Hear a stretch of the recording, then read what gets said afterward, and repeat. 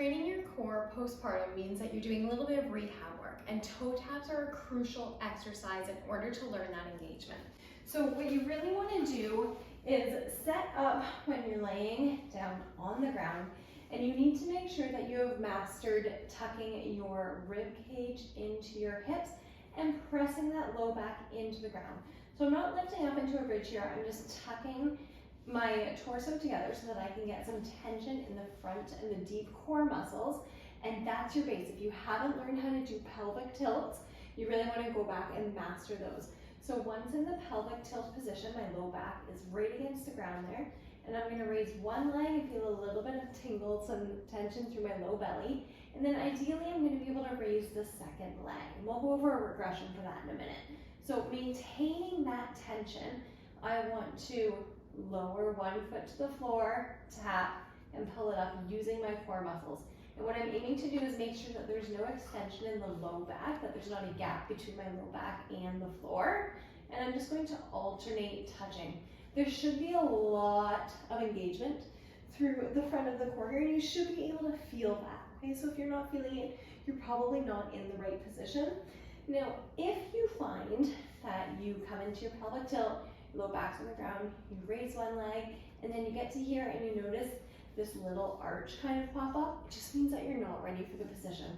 So I want you to keep one leg on the floor, bring your hips up to your ribs, tuck that low back on the floor, and you're just gonna work single leg.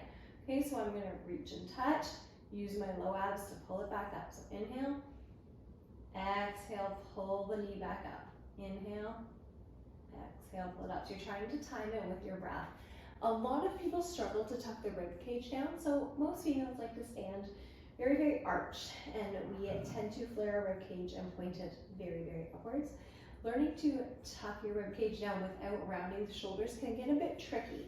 So if you're finding that that's your struggle point, what I want you to do is grab a bolster, a couch cushion, a kid's toy, and just support your head and neck on it. And that's going to allow you to bring that rib cage down a little bit easier. Okay, so if that's where you're at, that is absolutely fine. So if you can get to here, fully engaged, my low back is on the ground, and I'm reaching and touching, and you're finding that you can get up to 10 reps on each side without losing that pelvic tilt, you're going to start reaching a little bit further out, okay? So now I'm touching a little bit further down on my mat. There's a little bit more extension through my hip, and my core muscles have to work harder to make sure that as I extend my legs, I'm not arching through my low back, okay? So you really want to build up to that position, just extending a little bit more, and then try and take away the bolster under your head.